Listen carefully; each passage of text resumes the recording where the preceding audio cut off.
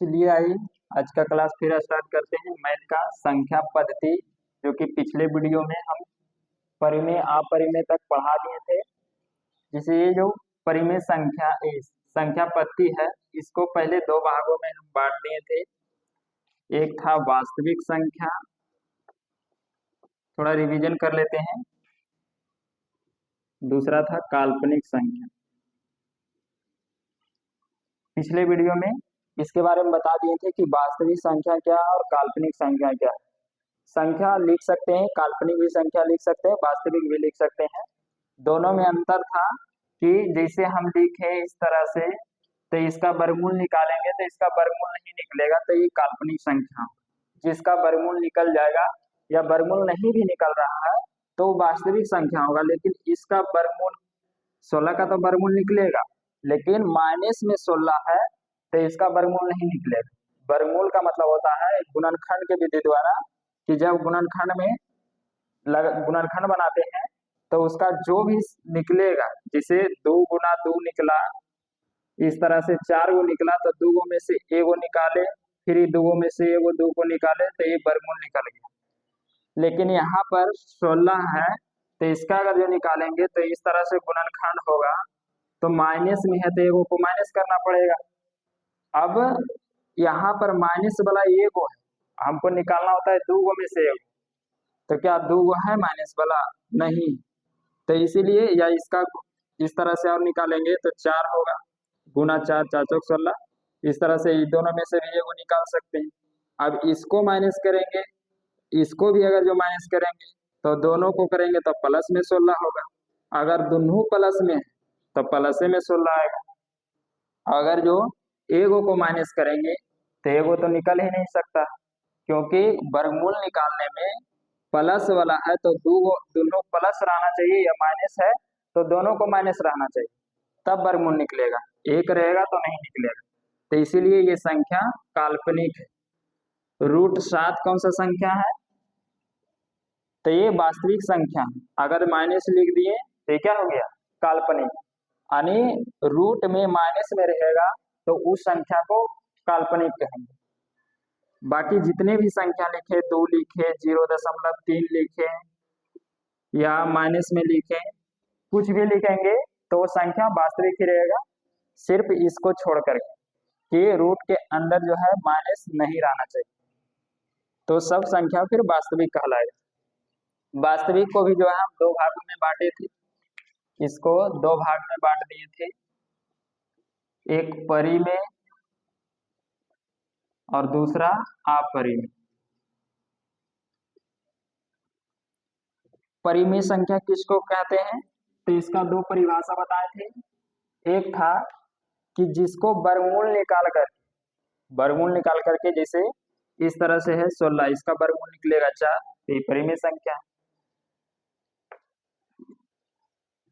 25 इसका वर्गमूल निकल जाएगा, ये भी परिमेय संख्या हो गया। उसी तरह से हम और दिए थे, जैसे मान लो अभी देते हैं 12/300, ये परिमेय संख्या है कि अपरिमेय संख्या है? रूट दोनों पर है, तो इसका वर्गमूल नहीं निकलेगा, इसका भी नहीं निकलेगा, तो कौन सा संख्या है? ये दोनों का वर्गमूल निकल रहा है? नहीं निकल रहा है। तो वर्गमूल नहीं निकल रहा है तो परिमेय होगा कि अपरिमेय? तो सभी स्टूडेंट यहाँ पर देखेगा कि इसका वर्गमूल नहीं निकल रहा है, इसका भी वर्गमूल नहीं निकल रहा है, तो यह अपरिमेय संख्या होगा। लेकिन ये अपरिमेय संख्या नहीं है, परिमेय संख्या। अब कहेगा परिमेय संख्या कैसे है? तो पिछले वीडियो में बता दिए थे कि अगर जो बटा में रहेगा तो पहले उसको काट करके देख लेना। काट करके देखेंगे तो इसको 3 से काट रहे हैं तो 4 तिया 12, और 100 से काटेंगे 3 बार से तो 300 हो जाएगा। 4 का वर्गमूल 2 होगा, 100 का वर्गमूल 10 होगा, 2/10 ये क्या हो गया? परिमेय संख्या। तो इस तरह से रहेगा बटा में, तो उसको डायरेक्ट नहीं देखना कि वर्गमूल निकल रहा है कि नहीं, उसको पहले काट करके देख लेना है। यदि कट रहा है तो काट देना है, उसके बाद वर्गमूल निकालना है। वर्गमूल निकल रहा है तो परिमेय संख्या हो जाएगा। तो ये √12/30 था, ये एक परिमेय संख्या।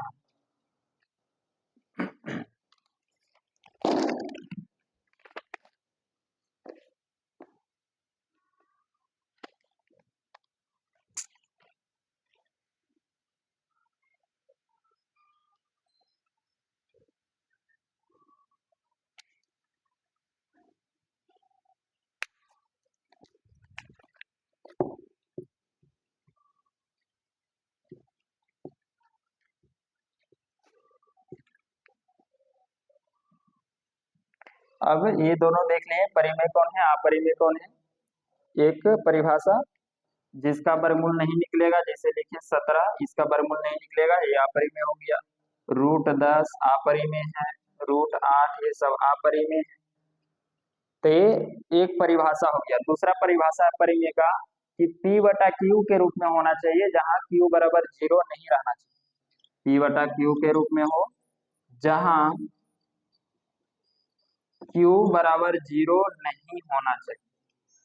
अब हम लिखे 3/0 परिमेय संख्या है कि नहीं, तो ये परिमेय संख्या नहीं है। क्यों नहीं है, कारण यहाँ Q कहाँ है, P/Q लिखे तो Q नीचे में, तो हम लिखे नीचे में 0, तो ये परिमेय संख्या है कि नहीं, तो ये परिमेय संख्या नहीं है, क्योंकि कारण Q बराबर 0 नहीं रहना चाहिए, बटा में रहना चाहिए, लेकिन Q बराबर 0 नहीं रहना चाहिए, और यहाँ Q बराबर 0 है, इसीलिए ये परिमेय संख्या नहीं है।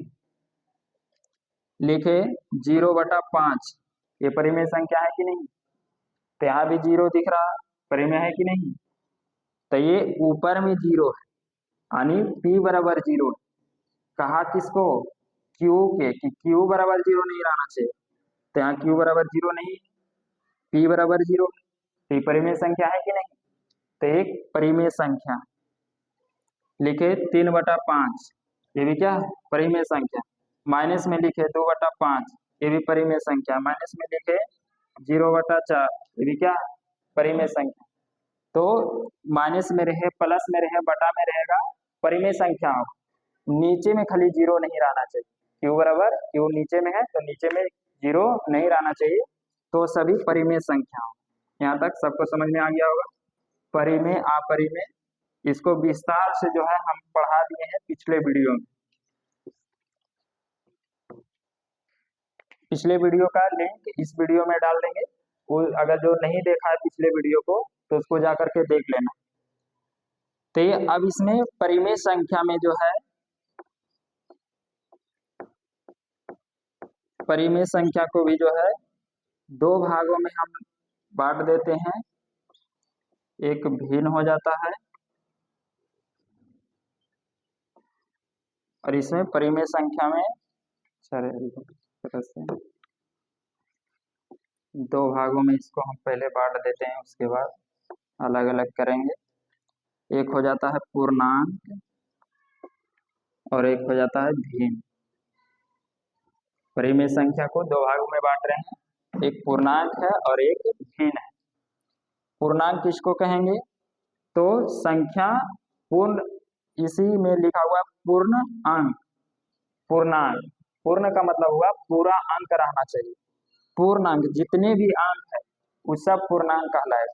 जैसे 0 से शुरू करेगा, 1 2 3 इस तरह से, डॉट डॉट इधर भी आएगा, -1 -2 -3 -4, ये सभी के सभी संख्या पूर्णांक संख्या। यदि प्लस में है तो उसको कहेंगे धनात्मक पूर्णांक, माइनस में है तो इसको कहेंगे ऋणात्मक पूर्णांक। तो ये जितने भी अंक है, पूरा अंक पूर्णांक कहलाता है। अब ये पूर्णांक जो होता है, इधर से यानी लेफ्ट से राइट जाएंगे, दाया से बाया यानी लेफ्ट से राइट जाएंगे, तो ये जो है इसका कर्म बढ़ते जाएगा, मतलब संख्या बड़ा होते जाएगा। इधर से इधर जाएंगे तो मतलब लेफ्ट से राइट की ओर जाएंगे तो संख्या बढ़ते जाएगा, संख्या का कर्म क्या होगा, बढ़ते जाएगा। और इधर से आएंगे, दाया से बाया यानी राइट से लेफ्ट आएंगे, तो इसमें संख्या जो होगा वो घटते आएगा, संख्या का कर्म क्या होगा, घटते आएगा। जब राइट से लेफ्ट आएंगे तब संख्या का कर्म घटते जाएगा। जैसे 3 है, 4 है, इस तरह से 5 इधर, तो इधर से इधर जा रहे हैं तो संख्या का कर्म क्या हो रहा है, बढ़ रहा है। संख्या इधर जितना जाएंगे बड़ा संख्या होते जाएगा, और इधर से आएंगे तो संख्या छोटा होते जाएगा। जैसे इधर जा रहे हैं तो 3 के बाद 4 है, 3 से 4 बड़ा है, 4 से 5 बड़ा है, लेकिन वही इधर आएंगे तो 5 से छोटा हो गया 4, 4 से छोटा हो गया 3, यानी कर्म घटते जाता है, कम होते जाता है। संख्या छोटा होते जाता है जब लेफ्ट से राइट से लेफ्ट आते हैं तब, और जब लेफ्ट से राइट जाते हैं तो संख्या का मान बढ़ते जाता है। ये सभी को पता होगा, समझ में आ गया होगा सबका ये पूर्णांक क्या है। और इसी पूर्णांक को कई भागों में बांटा गया है, जिसमें अभी हम सबको लिख देते हैं यहाँ पर। जैसे हो गया सम, विषम,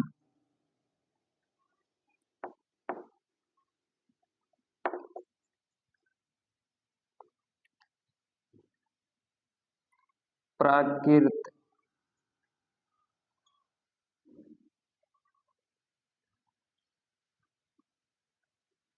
भाज्य, अभाज्य,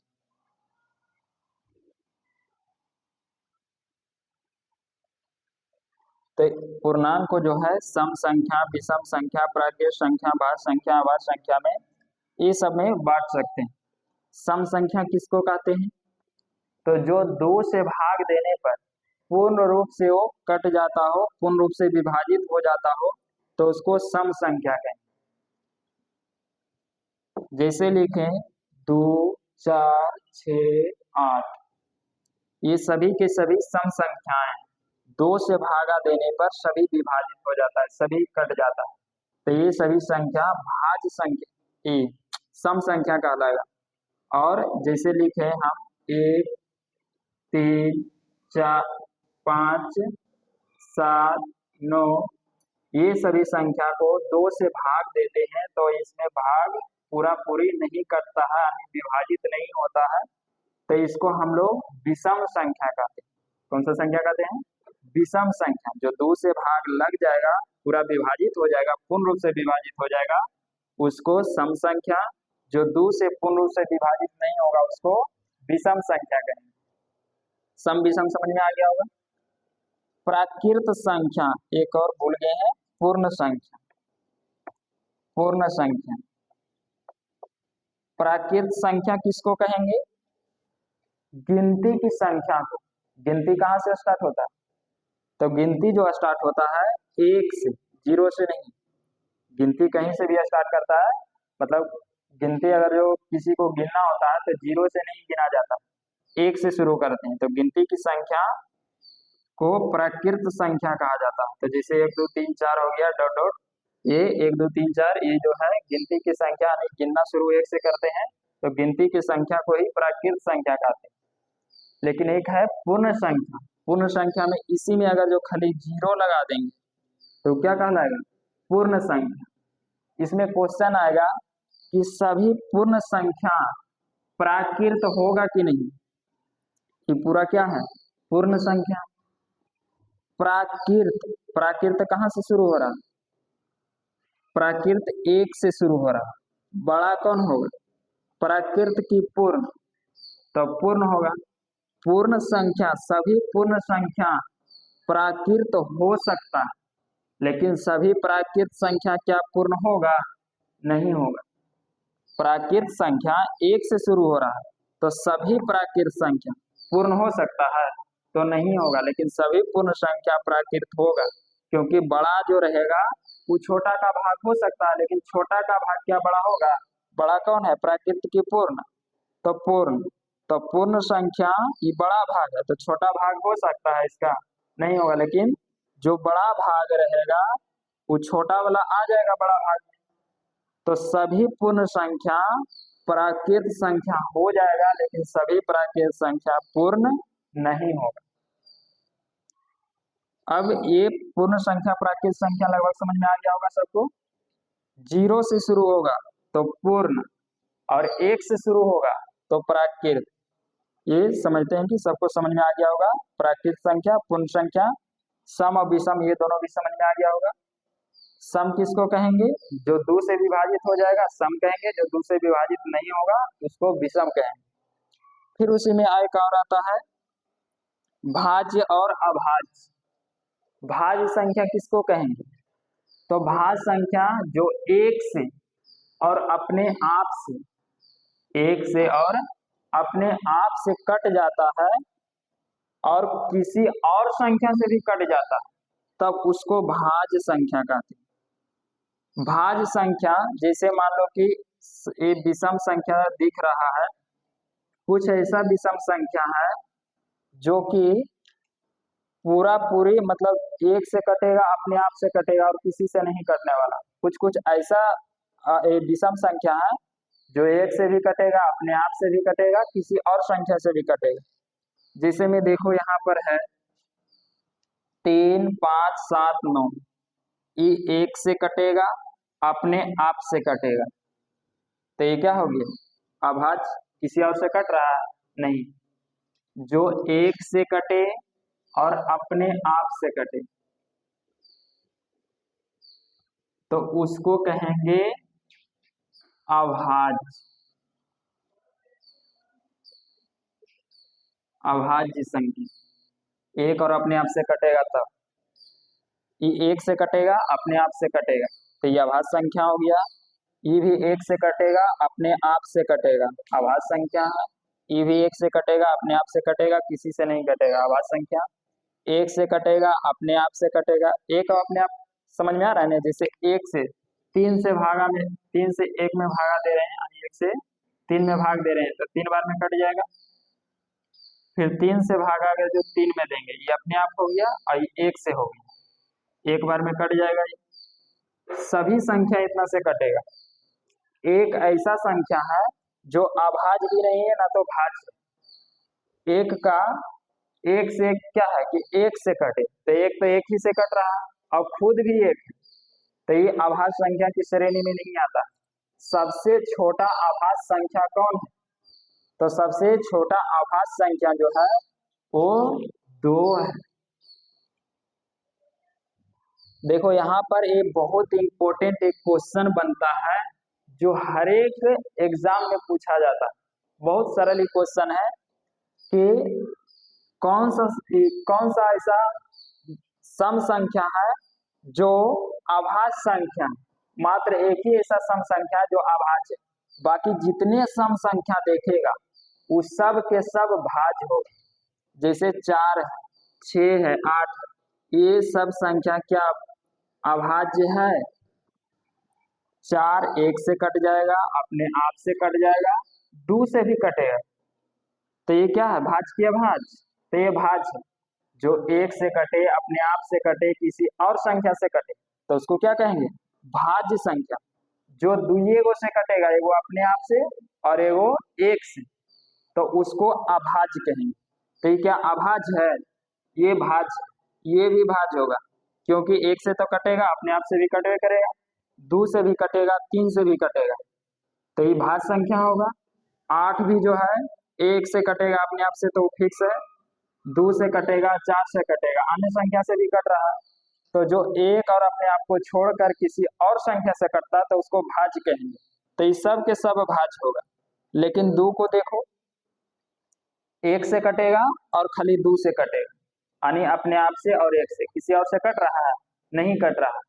तो 2 एक ऐसा संख्या है, ऐसा सम संख्या है जो अभाज्य है, बाकी जितने भाज्य, जितने सम संख्या है सभी के सभी भाज्य। जितने भी सम संख्या लिखेंगे सब कौन सा संख्या रहेगा?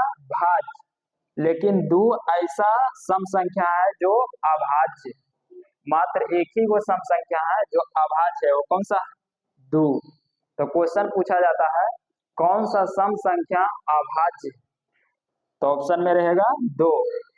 और सबसे छोटा अगर जो अभाज्य संख्या पूछेगा कि सबसे छोटा अभाज्य संख्या कौन है, तो सबसे छोटा अभाज्य संख्या भी 2 है। तो ये इससे 2 क्वेश्चन फिक्स है। सबसे छोटा अभाज्य संख्या कौन है? तो 2 है। कौन सा सम संख्या अभाज्य संख्या? तो 2। ये 2 क्वेश्चन हो गया। ये बहुत एग्जाम में पूछा जाता है, जो कंपटीशन का एग्जाम होता है उसमें भी ये क्वेश्चन पूछा जाता है। 10वां में भी बहुत बार पूछा गया है कि ये कौन सा वैसा सम संख्या है जो अभाज्य है, ये कई बार पूछा गया है, तो ये 2 है।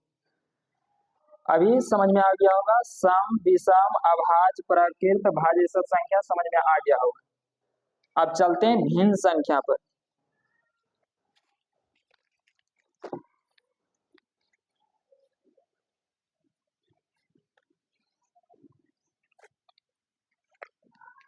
भिन्न का मतलब होता है बटा के रूप में, जैसे 3/2 लिखी, 4/5 लिखी, तो ये भिन्न संख्या।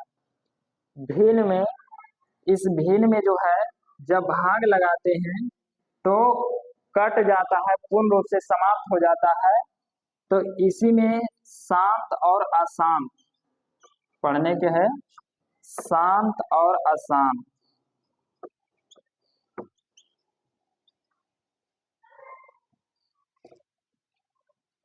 तो ये जो हो गया है संख्या, भिन्न संख्या को दो भागों में बांट दिए हैं, एक शांत है और एक अशांत है।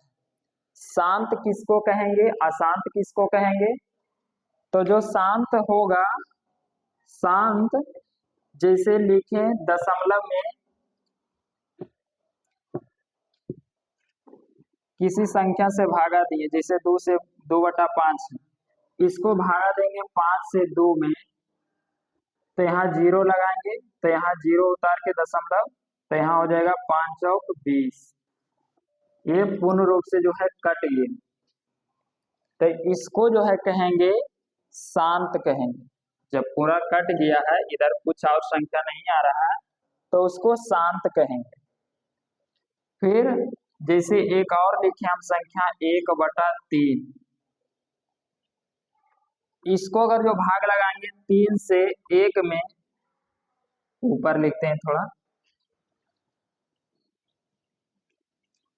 1 से भागा हम 3 में दे रहे हैं, उल्टा लिखते हैं, 3 से भागा 1 में, तो यहाँ 0 दशमलव बैठाएंगे तो 3 तिया 9 हो जाएगा, घटाएंगे तो 1 आएगा। अब यहाँ पर फिर अभी 0 उतारेंगे, दशमलव देते हैं तो 0 उतार सकते हैं, तो यहाँ 0 उतारे, फिर 3 बार से लगाएंगे 9 होगा, फिर 1 आएगा, फिर 0 उतारेंगे, फिर 3 लगाएंगे। ये कभी कटने वाला है? ये कभी नहीं कटेगा, हमेशा 3 आते रहे। तो ये संख्या का जो दिख रहा है तो ये अशांत है। यहाँ पर देखिए कट गया पूरा पूरी, एक ही बार में या 2 बार में, कहीं पर भी जब पूरा कट जाता है, बार बार नहीं रिपीट हो रहा है, तो उसको शांत कहेंगे। और ये क्या है, अशांत। तो शांत और अशांत समझ में आ गया होगा। अब जैसे दे इसमें, जिसको समझ में आ गया बताना। 0.3232 ये कौन सा संख्या है? तो ये संख्या अशांत है। अशांत कैसे है? तो ये 3 आ रहा है, इधर डॉट डॉट है, यानी और भी आएगा, तो ये अशांत हो गया। लिखे 0.3524 ये कौन सा संख्या है? तो ये शांत है, क्योंकि इधर कोई संख्या नहीं आ रहा, पूरा हो गया। तो ये क्या है, एक शांत संख्या। शांत जो होगा वो हमेशा परिमेय रहेगा। शांत संख्या हमेशा क्या रहेगा, परिमेय। और ये जो अशांत होगा, जो अशांत रहेगा, वो अपरिमेय भी हो सकता है और परिमेय भी हो सकता है, दोनों होगा। शांत हमेशा याद रखना, शांत जो शांत रहेगा वो हमेशा परिमेय, और जो अशांत होगा, अशांत जो रहेगा वो परिमेय और अपरिमेय दोनों हो सकता है। तो शांत तो समझ में आ गया होगा कि शांत क्या है। जैसे लिखे 0.5324 ये क्या है, शांत है। लिखे 0.586 इस तरह से लिखे, ये कौन सा संख्या है? तो ये अशांत है, क्योंकि इधर डॉट डॉट दिया हुआ। जब पूरा रहेगा तो शांत रहेगा, डॉट डॉट अगर जो आगे दिया हुआ है तो अशांत। तो शांत और अशांत समझ में आ गया। अब अशांत जो होगा, कुछ अशांत संख्या परिमेय होगा, कुछ अपरिमेय होगा। अब इसके बारे में देखते हैं कौन परिमेय होगा और कौन अपरिमेय होगा। जो अशांत संख्या रहेगा, जैसे अभी देखें 3 से भागा 1 में दिए थे, तो 0.333 इस तरह से आ रहा था, यानी 0 दशमलव बाद में जो है एक ही संख्या बार बार रिपीट होगा, एक ही संख्या बार बार रिपीट होगा, तो ये अशांत तो है पहले नंबर, शांत तो होगा नहीं, ये अशांत संख्या है। और ये अशांत संख्या परिमेय होगा। जब एक ही संख्या बार बार रिपीट हो वो संख्या परिमेय होगा। उसी तरह से हम और दें, जैसे लिखे 0.542358, इस तरह से डॉट डॉट। तो बताओ ये शांत है कि अशांत? तो ये अशांत है, क्योंकि इधर डॉट डॉट दिया हुआ है, यानी और जब तक लगाएंगे ये लगते जाएगा, धागा लगते जाएगा, कटेगा नहीं। तो ये अशांत हो गया। परिमेय है कि अपरिमेय? तो इसमें एक ही संख्या देखो बार बार रिपीट हो रहा है, तो इसमें एक ही संख्या बार बार रिपीट नहीं हो रहा। तो जब एक ही संख्या बार बार रिपीट नहीं होगा तो वो अपरिमेय कहलाएगा। समझ में आ रहा है? जब दशमलव में एक ही संख्या बार बार आ रहा है दशमलव के बाद, तो वो परिमेय होगा। और जब दशमलव के बाद अलग अलग संख्या आ रहा है तो क्या होगा? अपरिमेय। अब समझ में आ गया होगा सबको, तो हम क्वेश्चन देते हैं, अभी बताना शांत है कि अशांत, परिमेय है कि अपरिमेय, बताना।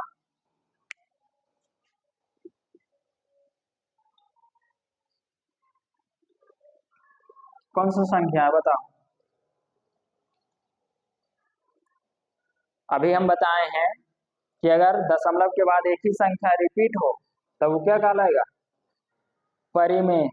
और जब एक ही संख्या बार बार रिपीट नहीं हो तो क्या कहलाएगा? अपरिमेय। अब यहाँ बताओ, एक ही संख्या बार बार रिपीट हो रहा है कि एक ही संख्या बार बार रिपीट नहीं हो रहा? तो इसमें एक संख्या बार बार रिपीट नहीं हो रहा, देखेगा इस क्वेश्चन में एक ही संख्या बार बार रिपीट नहीं हो रहा, तो ये क्या है? परिमेय है कि अपरिमेय? तो ये क्या है? ये अपरिमेय है। लेकिन पहले इसको देखो कि शांत है कि अशांत है। परिमेय अपरिमेय से पहले देखना है शांत है कि अशांत है। तो ये कौन सा संख्या है? तो ये दिख रहे हैं यहाँ पर, ये इधर डॉट डॉट नहीं है, इधर डॉट डॉट है नहीं। ऐसा नहीं देख लेना कि अच्छा ये देख रहे हैं यहाँ पर बार बार संख्या रिपीट नहीं हो रहा, तो इसको देख रहे हैं तो ये क्या हो जाएगा? जो बार बार एक बार नहीं रिपीट होगा तो अपरिमेय। तो ऐसा नहीं करना कि इसमें बार बार रिपीट नहीं हो रहा है तो ये अपरिमेय हो गया। पहले देखो ये कि शांत है कि अशांत है, उसके बाद परिमेय अपरिमेय में जाना। तो यहाँ पर देख रहे हैं कि इधर डॉट डॉट नहीं है तो ये शांत है। तो जो शांत रहेगा उसको बता दिए पहले कि जो शांत रहेगा वो हमेशा क्या रहेगा? परिमेय रहेगा। तो ये शांत संख्या है तो ये क्या परिमेय हो गया। तो ये शांत परिमेय होगा, शांत अपरिमेय नहीं। दूसरा क्वेश्चन देते हैं, बताना जल्दी। ये कौन सा संख्या है? तो इसको पहले देखो शांत है कि अशांत है। तो इसमें देख रहे हैं डॉट डॉट है, तो कौन सा संख्या है? डॉट डॉट है तो ये अशांत हो गया। क्या एक ही संख्या बार बार रिपीट हो रहा है? नहीं हो रहा है, तो क्या है? अपरिमेय। समझ में आ रहा है ना? यहाँ पर डॉट डॉट है तो अशांत हो गया। फिर इसमें देख रहे हैं कि संख्या बार बार रिपीट नहीं है तो ये अपरिमेय हो गया। फिर उसी तरह से और एक क्वेश्चन दे देते हैं, बताना। ये कौन सा संख्या है? तो पहले देखो शांत है कि अशांत है। तो ये संख्या शांत है, जब शांत रहेगा तो हमेशा परिमेय होगा। तो ये क्या हो गया? परिमेय। और ये शांत है, अशांत नहीं। उसी तरह से और एक क्वेश्चन लास्ट बार है, last question 689 dot dot dot, क्या है बताओ? शांत है कि अशांत है, परिमेय है कि अपरिमेय? तो पहले शांत और अशांत देखना है। शांत है कि अशांत है? तो ये डॉट डॉट दिया हुआ तो अशांत हो गया। परिमेय है कि अपरिमेय? एक ही संख्या बार बार रिपीट हो रहा है कि नहीं? बढ़िया से देखो ध्यान से, इसमें एक ही संख्या बार बार रिपीट हो रहा है। वो कौन कौन संख्या है? 689 फिर 689, एक ही संख्या है कि नहीं? तो एक ही संख्या रिपीट हो रहा है तो ये भी क्या है? परिमेय। समझ में आ रहा है ना? जब एक ही संख्या नहीं रहेगा तो वो अपरिमेय, जब एक ही संख्या बार बार रिपीट होगा तो वो परिमेय आसान है। आसान तो कौन सा परिमेय, क्या परिमेय, एक परिमेय है। और जहां रहेगा एक ही संख्या नहीं रहेगा, 0 3 8, ये क्या है, तो ये अपरिमेय हो जाएगा, क्योंकि एक ही संख्या बार बार रिपीट नहीं हो रहा है, अलग अलग संख्या आ रहा है। ये आएगा कब, जिसे रूट रहता है तो रूट में निकालते हैं, जैसे 16 का निकाले तो इसका वर्गमूल निकल गया 4, लेकिन 7 है, 7 का निकलेगा तो इसका दशमलव में आएगा। तो दशमलव में जब निकालेंगे तो कोई परिमेय होगा कोई अपरिमेय होगा, तो कौन परिमेय होगा कौन अपरिमेय होगा, जो समझ में आ रहा है ना। जब एक ही संख्या बार बार रिपीट होगा दशमलव में तो परिमेय होगा, जब एक ही संख्या बार बार रिपीट नहीं होगा तो वो अपरिमेय होगा। आज का क्लास यहीं तक समाप्त करते हैं।